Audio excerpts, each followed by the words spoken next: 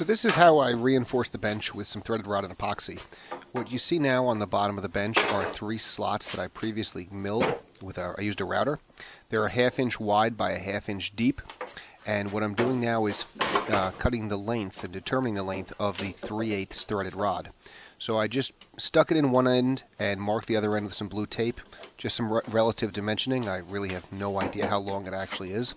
But I marked it so that it's about a 1/4 inch shorter than the slot. It doesn't need to take up the exact space. You don't want to jam it in there.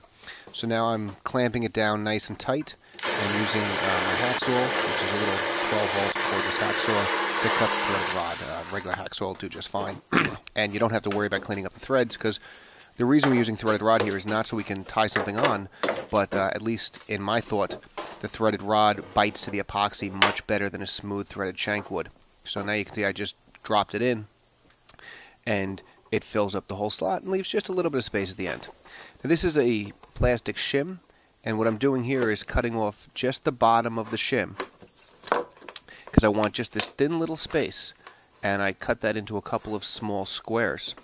What I'm going to do here is drop those little pieces of shim evenly along the slot before I put the epoxy in, and that'll hold the threaded rod up just a little bit so that the epoxy goes underneath it.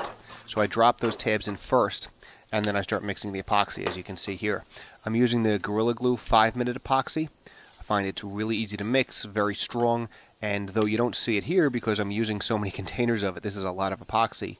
One of the nice things about the Gorilla Glue is that you can put the lid back on and reuse the container, and I've gotten a single container to last me probably 6 to 8 weeks, and I'm guessing it could last a bit longer. I tend to use it now and then, so it doesn't last that long in the shop. But once I've put the whole thing in the little plastic cup, a little mixing, a little mixing, a little more mixing, and once I get it mixed up, then I'm just going to begin to pour it right into the slot. And using the wooden mixer, I'm kind of bringing it in. The trick here is to evenly coat the bottom of the slot. I tended to put a little bit too much in, as you'll see here in this shot that shows me pouring it right in. I could be moving much faster and get away with much less. Because the threaded rod takes up much of the volume of the slot, by filling it a little bit past the halfway point now, I'm really overfilling it. The goal here is to get enough so that once you put the threaded rod down into the epoxy, the bottom of the threaded rod is sitting in epoxy. We don't want any air gaps to remain underneath the bottom of the threaded rod. So again, what you see here is I'm really overfilling the slot. At the end of the day, it just makes it a little sloppier. It doesn't have any real tangible impact on performance, but I don't need to put in so much just now. And I actually ran short at the end, and you can see I cut and had to mix another one to get this nice even coating along the bottom of this slot. Now I put the threaded rod in, and in this particular project I had to leave threaded rod down to one end for some joinery at the other end, so that was me just moving it to the end, and I just drop it in, and then using a little wooden mixing stick. This is actually the stick that came with the Gorilla Glue epoxy. I push it down into the epoxy, and I use the same stick to take the epoxy that rose up, because again I had overfilled the slot, and just kind of get a nice even mix on it. So any epoxy that rises up proud of the surface, I bring back over it, and then once all that has been put down, I take another mixing of epoxy and pour it over. What I've found is I tend to go for this application to be even with the wood, and once the epoxy dries, it leaves a slightly concave surface, and the finished surface of the epoxy ends up being slightly below the wood.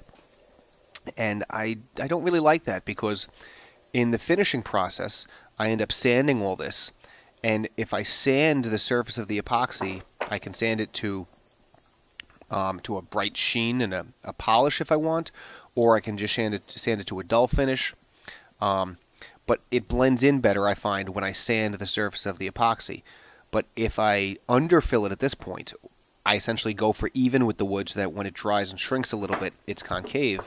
Then I never really get that concave surface into the sander, and I'm left having to accept whatever the surface of the epoxy was. Sometimes that's fine, sometimes it's not. In this case, the epoxy is going on the bottom of a bench, so it's going to be very hard to see, and it doesn't really make a big deal. But I would recommend putting less epoxy in the beginning than I did in this video, and putting more epoxy in at the end than I do in this video, so that it makes less of a mess during the process, but leaves a nice crown over the threaded rod, so that when you do sand down, you can control the finish.